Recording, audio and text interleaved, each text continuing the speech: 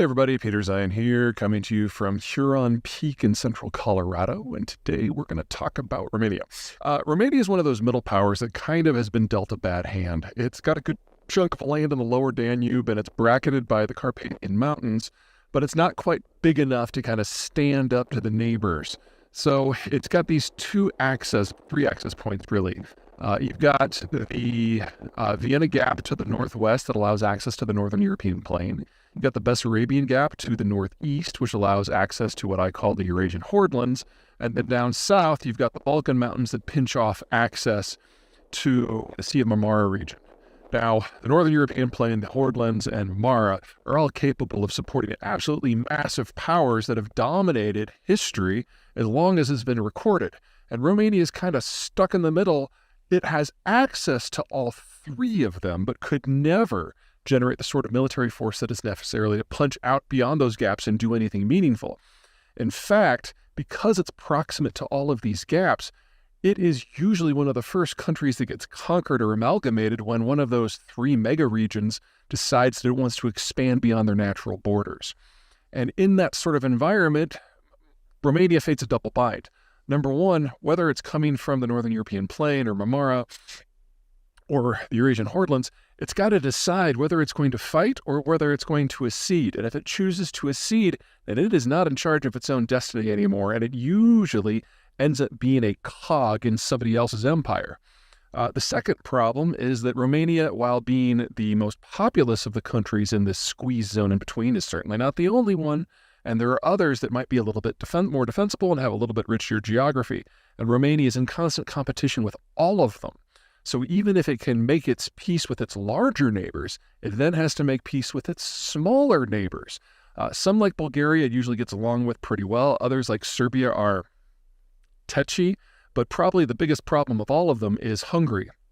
Two problems here. Number one, Hungary has a little bit more defensive of a geography than Romania, so it has a little bit longer history in terms of being an independent power, especially since it is up against that northern European plain gap.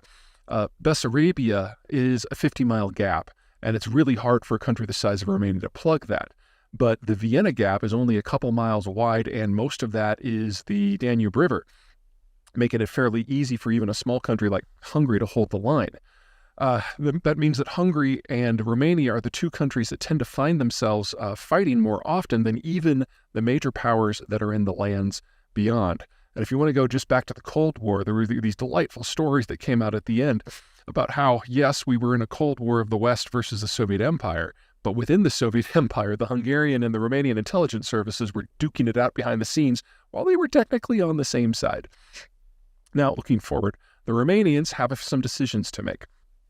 They know that the European system is of limited duration. They know that it's in demographic decline, and they know that there's going to be a fight for the region once again, just like there has in every age of their history that has been recorded to this point. Until very recently, they were convinced that when the Russians came again, they'd have to cut a deal, that they wouldn't have a choice. But the Russians are doing so poorly. In Ukraine, the Romanians are starting to entertain the possibility that there might not even be a major power on the other side of the Bessarabian Gap again. And that means that the other regional power that they would probably have to cut a deal with, Turkey, becomes a lot more digestible. Turkey's an up-and-coming power. The relations with the Romanians going back centuries have been pretty good. They've been excellent since the Cold War. Maybe a little cool, but certainly professional. And if the Romanians are entering a world where the Russians are no longer a strategic factor, but Turkey is, then that's a partnership. That's not vassaldom. And that could potentially spell the greatest chapter in Romanian history to date. There are plenty of caveats in that statement. Romania has among the world's worst demographies. They are one of the top 10 countries in the world for using abortion as a birth control method, and they're among the worst demographic structures in Europe. They're going to have to find a new economic model, and they're going to have to figure out what happens post-EU and maybe even post-NATO. These are all big questions, but the fact that they've got a rising partner in Turkey right next door, but not directly adjacent, Bulgaria's in the way, that's a pretty good setup. All right, that's it. Take care.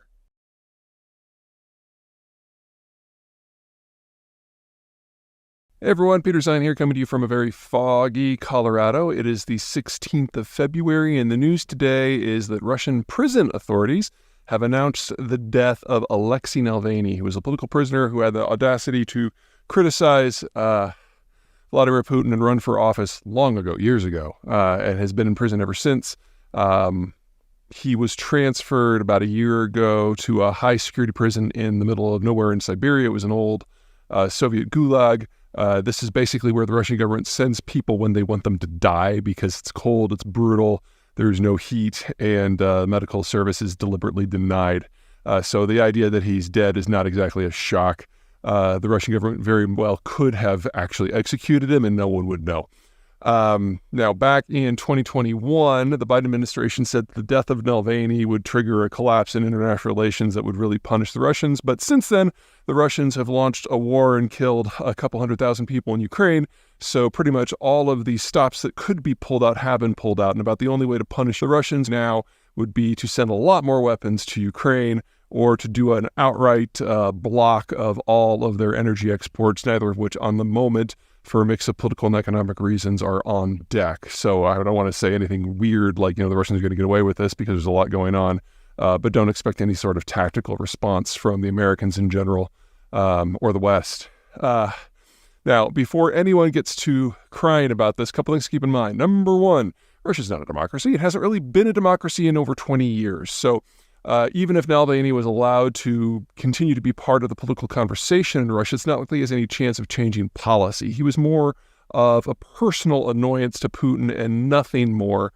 There are other people within the ruling party who have decided to run for presidency against Putin on a very nationalist ticket, but just be opposed to the war, and they're not being allowed to participate either. So it really doesn't matter. It's something that pro-democracy activists in the West get really excited about because he's a name that more people know, but he was never going to have any influence.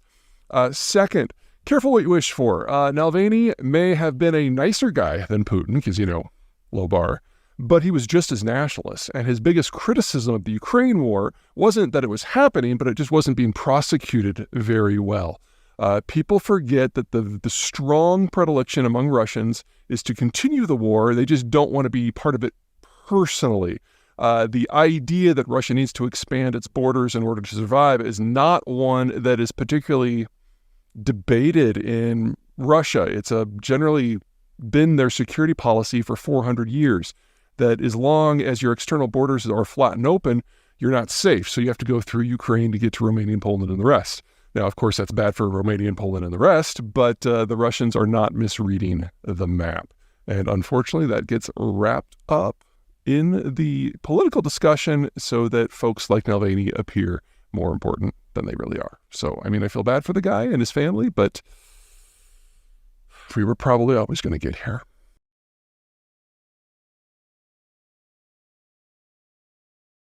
Hey everybody, Peter Zeihan coming to you from Colorado, where we're about to get another 6 inches of snow.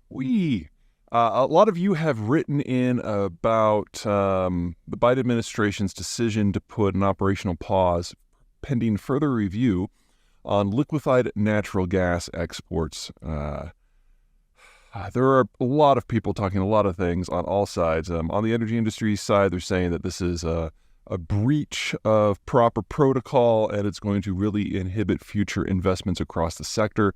And on the environmentalist side, they're talking about how this is the end of that sector altogether, and they're dancing and singing Kumbaya. Everybody's wrong.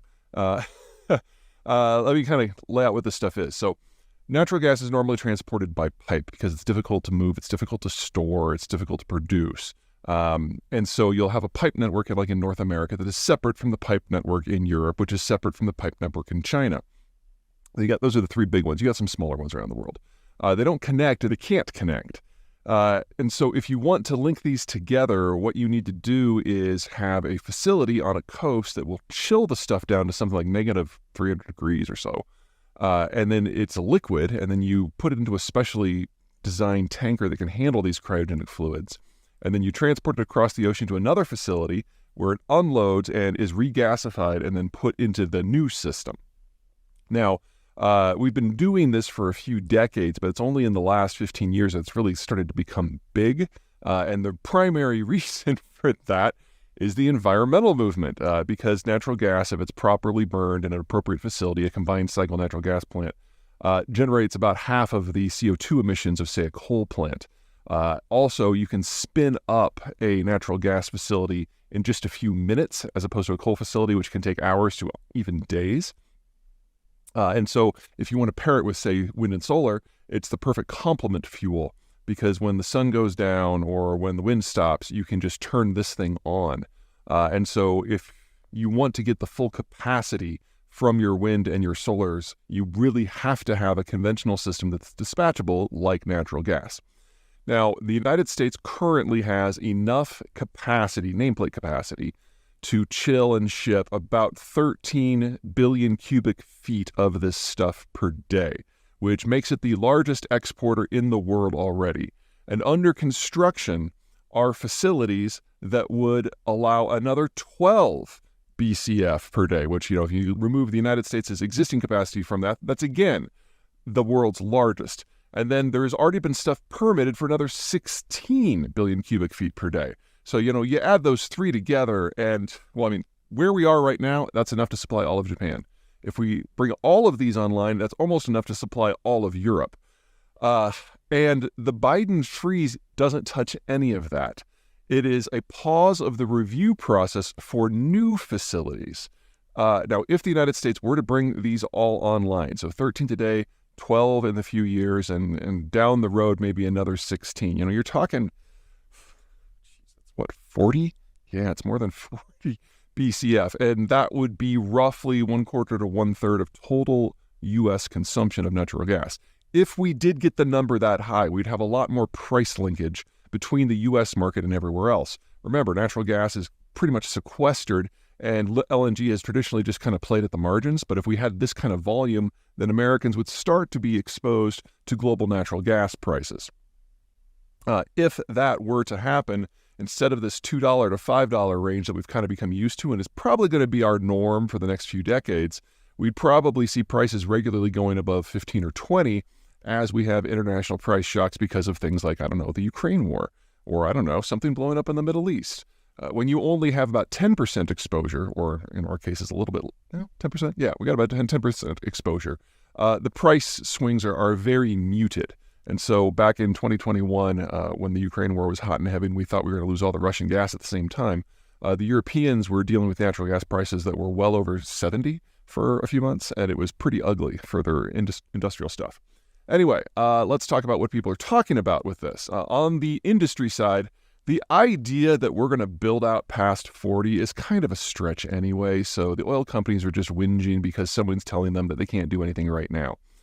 Second, the Biden administration has not oversold this. They're saying it's a temporary pause of the review process to consider climate change. Well, if you want to consider climate change, natural gas is the perfect fuel to ship out in bulk because it's the only thing that really pairs with solar or wind. You're not going to do this with coal. That would be silly. And batteries sound great until you realize the industrial process that's required to build them at scale is never going to make them more than a niche use in specific areas. I'm not saying there's no use for them there, but natural gas is so much easier. It's so much cheaper. And by most measures, it's actually a lot cleaner too.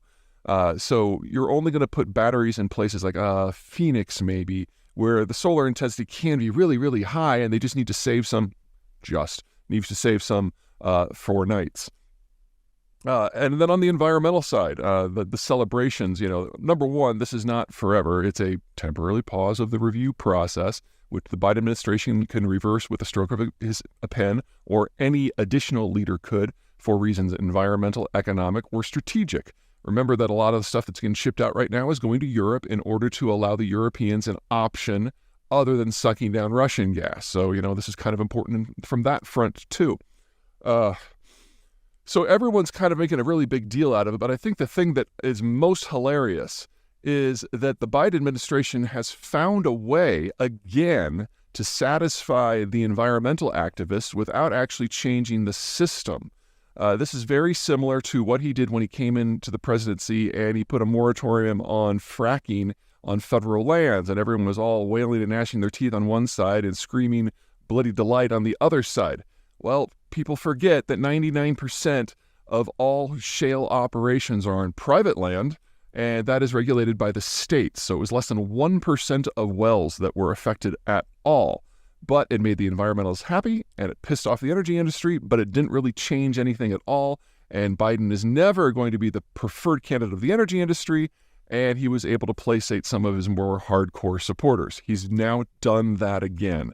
So it's a fairly savvy political move that actually moves the needle not at all, which, is one of the smarter things you can say about politics these days.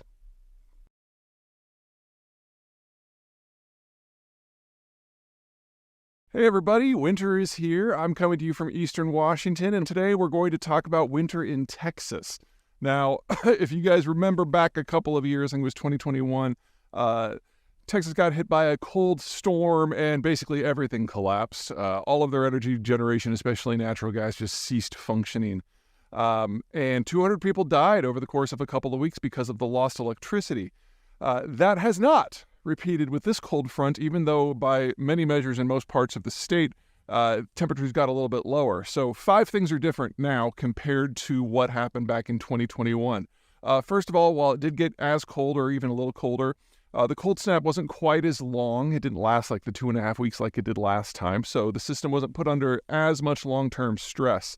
But the bigger issues have to do with organizational and structural changes that the Texans have implemented. The big driving factor for things on the legal side and the regulatory side was Governor Abbott, who had spent a lot of time before 2021 making fun of California for their rolling brown and blackouts because they just have a horrible grid and a horrible energy system. And then, of course, in Texas, you had 200 people die, so he was personally motivated to make some changes.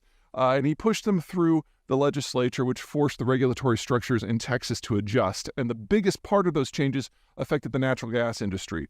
So Texas, before 2021, didn't have its natural gas system winterized at all. And there's a lot of water vapor that comes up as a byproduct of natural gas production, and a lot of time it's in the gathering pipes. So what would happen when we got to sub-freezing temperatures is that water vapor would condense into liquid and eventually condense into ice and then clog the pipes. So the entire system across especially northern Texas and the Dallas area froze up, and so there was no fuel to burn to do everything else. For political reasons, Abbott blamed the wind industry because, the wind did stop going, but it was mostly natural gas that carries the backbone of power generation in Texas, and that is what failed most spectacularly. So in order to get things going, they actually had to waive almost all of their safety regimens and regulations, and people were going out with acetylene torches to manually melt the pipes. And of course, natural gas is flammable and explosive, so we were kind of lucky that didn't get completely out of hand. Anyway,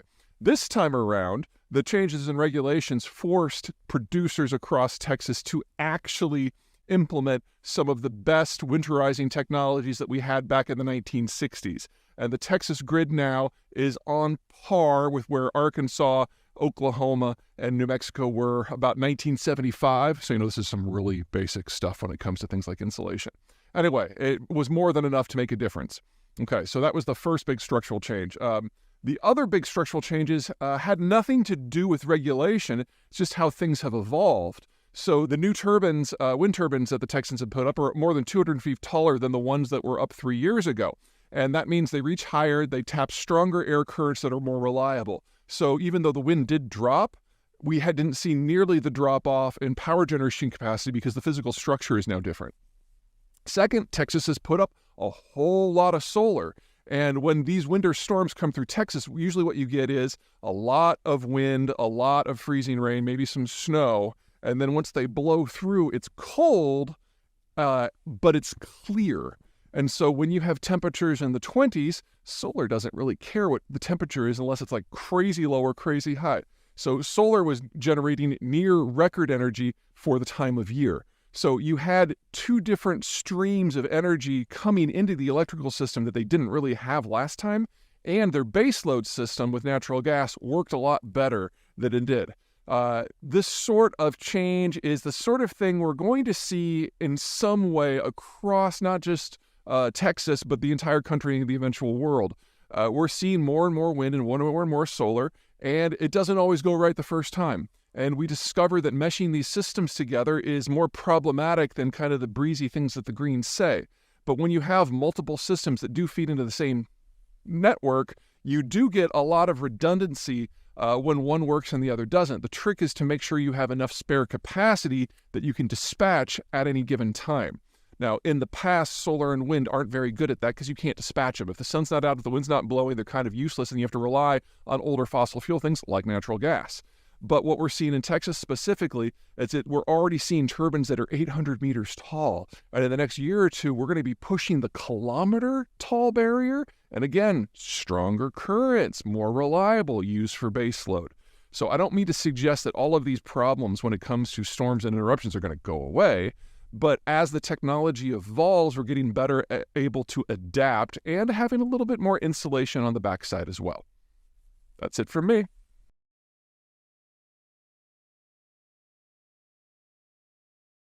Everyone, Peter Zeihan here, coming to you from Doubtful Sound, and in this next in our series of regional geopolitics in a post-American world, I want to talk about Northern Europe, specifically the Scandinavian region.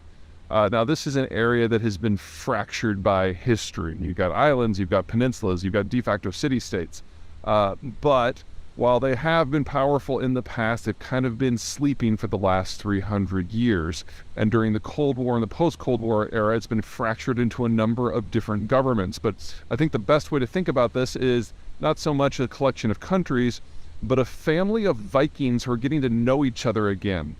The original Vikings were the Danes and the Swedes, who basically went off, raided and pillaged, and founded little trading depots everywhere that they went, and some of those depots eventually rose to become significant countries in themselves. Think of Riga in Latvia, or Oslo in Norway, or Reykjavik in Iceland.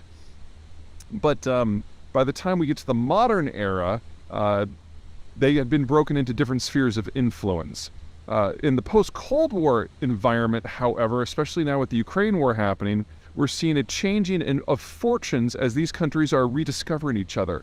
And we're already in an environment where a lot of them consider themselves so familial that they already have a lot of joint embassies around the world. But if there's one thing they're all concerned about, it's Russia. Denmark is the last country approaching the Baltic Sea, so that if the Russians ever make a bid to get into the open ocean, they go by them. The Norwegians control the northern coastline, so they know the North Point is something they're responsible for. Estonia, Latvia, and Lithuania used to be Russian colonies under the Soviet period, and Sweden is a mid-sized power that was ultimately smashed by Russian power 3 centuries ago, and only recently has kind of emerged, whereas Finland was both a Swedish territory and a Russian territory, based on which time frame you're looking at, and only really became independent in a traditional sense in the last decade or so, as it's broken away from its Finlandization programs, which were basically a way that the Soviets used to crush Finns' strategic autonomy. What we're seeing now is this whole cluster of countries coming back together, all on the same side of the same geopolitical orientation, no longer fractured by other powers, with Sweden absolutely being the center weight of all of it. It's probably best to think of most of these countries not so much as countries, but as cities that just happen to own another swath of territory.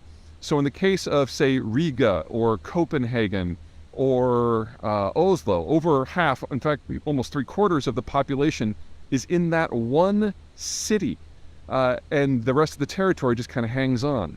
Sweden is the exception. I mean, yes, Stockholm is by far the largest, but it actually has a populated zone in the south that is agricultural. There are a number of cities going up and down the Baltic Sea coast. And so it is arguably as powerful, if not more powerful, than all of the others put together.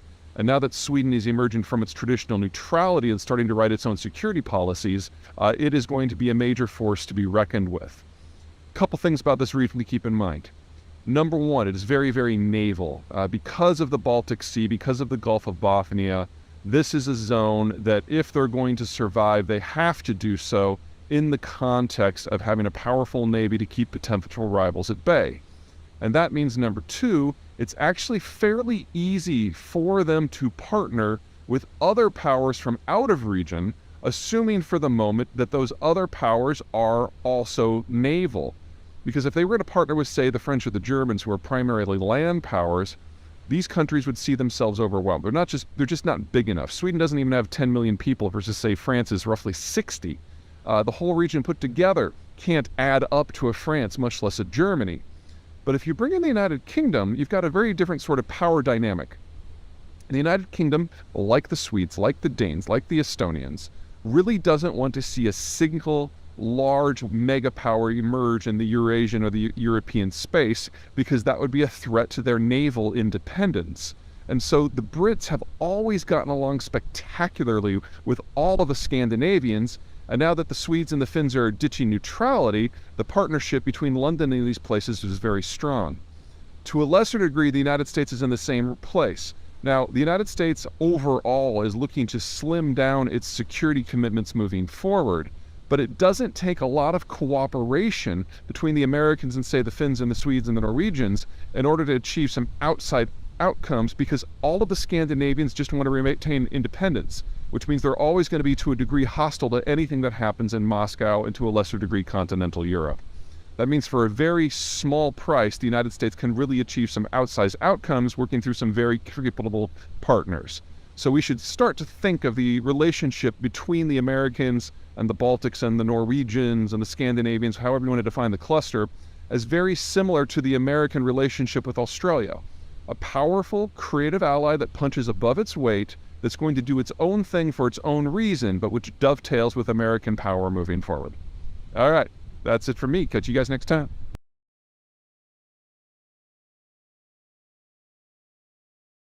Good morning from a frigid Colorado. It's a balmy 0 degrees this morning, and today I'm going to tell you a tale of 3 companies and the state of the semiconductor industry from a technological and production point of view. Now, if you go back to the world before 2017, the technology of the day was something called deep ultraviolet, which was basically a way of producing microchips. And Intel, the American technological giant, was the world leader by pretty much any measure. And they had gotten a little cocky and they had gotten a little bit lazy. So they would design chips 2, 3, 4 models out, but would only produce the next one up. Because they were so far ahead of everybody else, they didn't feel the need to jump steps. So they would use DUV, and they would make a chip that was marginally better than the one before. And then at the end of the year, no one had caught up, so they'd do it again and again and again. And they did this for like 15 years. I mean, they're very good at what they do, but they could have pushed the technological envelope a lot more had they chosen to. In part, that was because of the nature of DUV technology. The problem with it is you have to kind of make micro adjustments and physically adjust the equipment for each type of chip, and you have to do that manually and physically. And so with every design, you had to do it all over. And with every machine in a fabrication facility, you would have to do it independently. So no new chips from different machines are going to be quite exactly alike, and it generated a relatively higher loss rate from the final semiconductors than what we have today, and so generated a little bit more waste. But again, they were the industry leader, no one was close. Well, they were always had their eye on the future, however, and so they invested in new technologies that would take them beyond DUV, one of which is EUV, extreme ultraviolet. And the company that developed that technology is ASML out of the Netherlands. And back in 2016, ASML thought this stuff was ready to go. So they're providing demonstrations for Intel, showing them how this technology is better. You can not only get more nodes on a chip and get to smaller and smaller nanometers, but it's all digital. So you kind of type in what you want to the machine over the course of a few days to a few weeks, and then the machine doesn't actually have to be physically manipulated in the way that DUV did. Now, what that would mean is you'd have a higher success rate and more efficiency, but back in 2016, Intel was like, I don't think this technology is quite right, and we're the industry leader, we're going to give it a few more years. Well, ASML, not very happy with that, marketed the technology to everybody else, and a company decided to take the plunge. That company is TSMC out of Taiwan. And when we get to 2017, TSMC suddenly hits the ball out of the park and proves that EUV is ready for mass application, and over the next couple of years very rapidly overtakes Intel because they have a shorter turnaround time for their chips, and they can make chips with smaller nanometer sections. It isn't until 2022 or 2023 that Intel finally makes its first extreme ultraviolet chip. So TSMC in Taiwan has been the industry leader now for several years. Now, we've had a kind of a reverse in the roles now. ASML, the Dutch, have another new technology called high numerical aperture, whose physics I'm not even going to pretend to understand, and they have marketed again, and this time Intel is the one that's behind, and they're kind of desperate and kind of hungry, and TSMC is the one that's resting on their laurels. So the first delivery of those new machines, the high NA chips, went to Intel in the second week of January of this year. And Intel expects two things. Number one, they plan to overtake TSMC using the EUV technology in 2024, hoping to get down to 2 nanometers. Right now, the industry lead is at about 3 nanometers, and that's a TSMC product.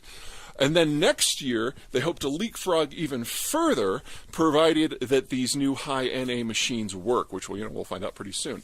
Anyway, that's where we are right now. In terms of the overall geopolitics, it's pretty straightforward. Right now, 90% of all IHN chips are made by one company, TSMC, in one city in Taiwan. It's a high concentration. But if Intel, working with ASML, can pull this off, all of a sudden we will have facilities in the United States that are working on the higher end stuff, with some of the first facilities that are going to be going online outside of Phoenix and Columbus, Ohio. So stay tuned, because the geography of these chips is about to evolve pretty significantly if high NA works. And if not, we're still stuck with Taiwan, and it could be worse.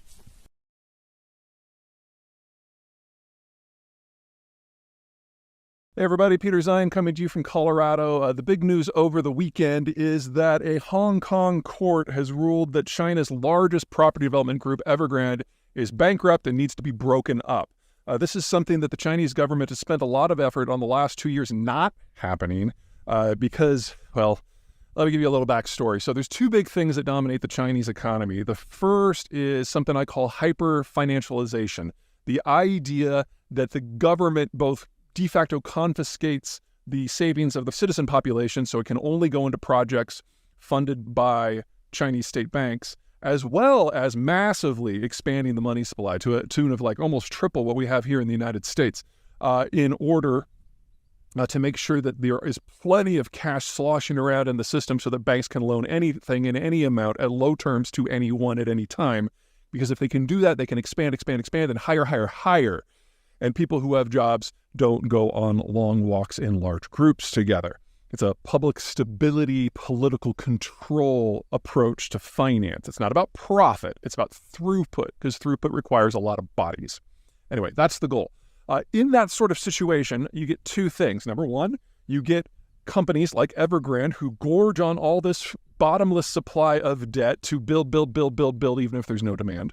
Second, you get a population who knows that their private savings is almost worthless because the Chinese government is forcing them to keep it in the state banks. And they want to put it into a hard asset that preferably the state can't control. And if they can't get their money out of the country, then the next best thing is a hard asset in the country, which typically is property.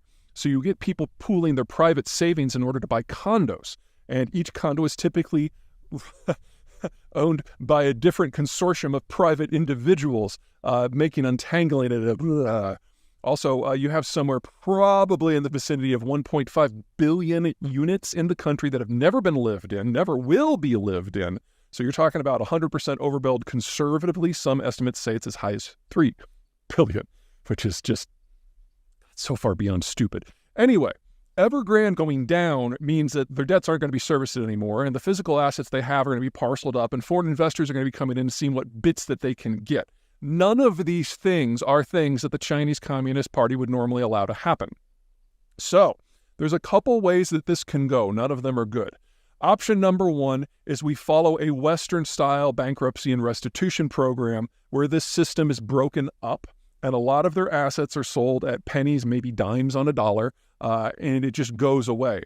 If that happens, we will have a very clear idea of just how much the oversupply in the market is, and you can count on private citizens being up in arms. Probably, the best estimate I've seen out of China is that 70% of total private savings is wrapped up in real estate, and most of these assets are worth no more than 10 cents on the dollar. So if you have a fire sale of the single largest player, which controls 1/6 of the market, holy shit, things are going to get real very, very, very quickly. Option number two is that the Chinese step in and abrogate the Hong Kong ruling. Now, legally, this cannot happen, but the Chinese Communist Party is not really big on legal details when it comes to Hong Kong in particular, and I have no doubt that they could stick their noses in that. If that happens, then Evergrande goes on some sort of state drip, and everything with the system just kind of limps on, with the understanding now that Hong Kong has no legal authority over its own holdings, which will start an exodus of what few international firms are still there. Regardless how this goes, don't expect anything in the market to get better. This is not like, say, the TARP program that the United States put into place back in 2008 at the bottom of the subprime crisis, which kind of froze the market and put a floor under things and allowed for reforms and economic growth to eventually heal the damage of the subprime crisis. No. This is a one-off decision that is not just holding back one rock from rolling down the hill.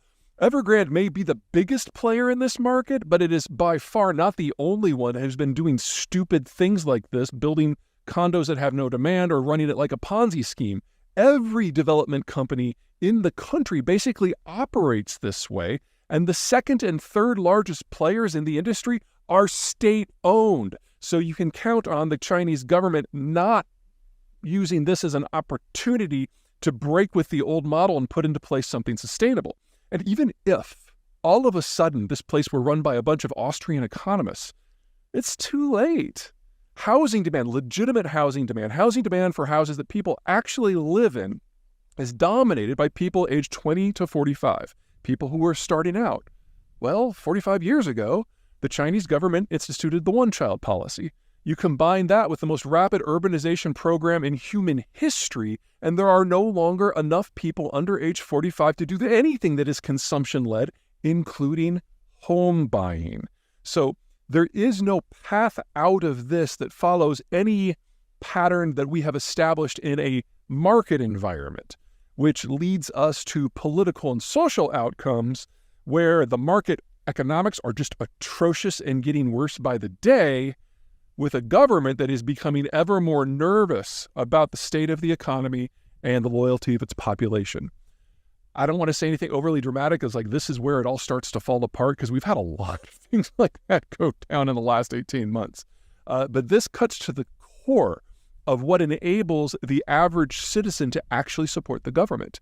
And there's no way we move forward from this without a lot of side damage.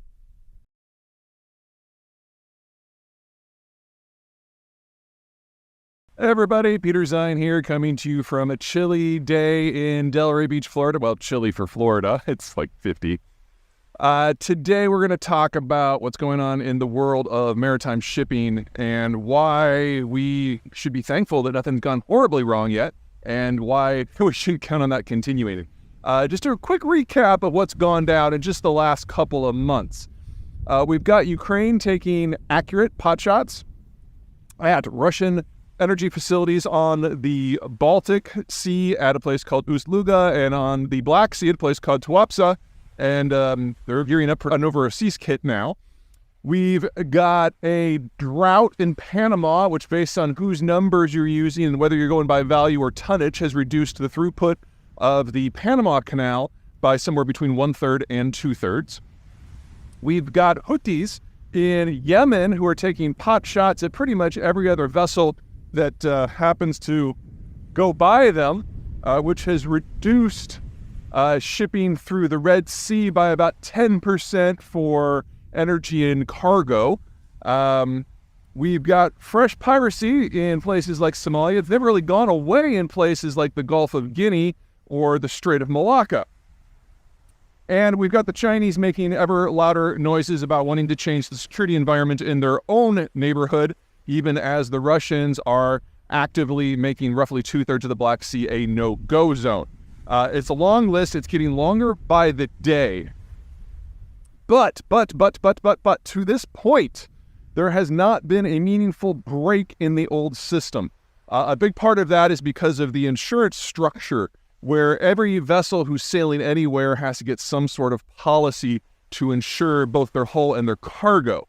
And while with the ever-tightening sanctions on the Russians because of the Ukraine war, to this point, that system has not been broken. It has been denied Russian shipping But Indian, Chinese, and Russian state companies have stepped in to offer policies, and so far, none of the ships that have had problems anywhere have been under one of those policies. So what has happened is we've got this dual system where we have the normal world where the Americans and especially the Europeans are providing the insurance for most of the shipping, when you've got this ghost fleet that's developed, mostly older vessels that were about to be decommissioned, that have been brought back and given a new lease on life as second-rate cargo haulers, especially for liquids, where they have a Chinese, Indian, or Russian insurance policy.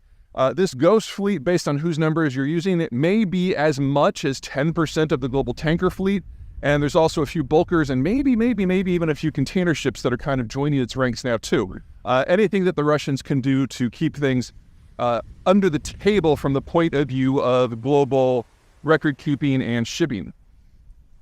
Now, what that means is that the risk has been deferred and absorbed by this shadow organization that has kind of popped up.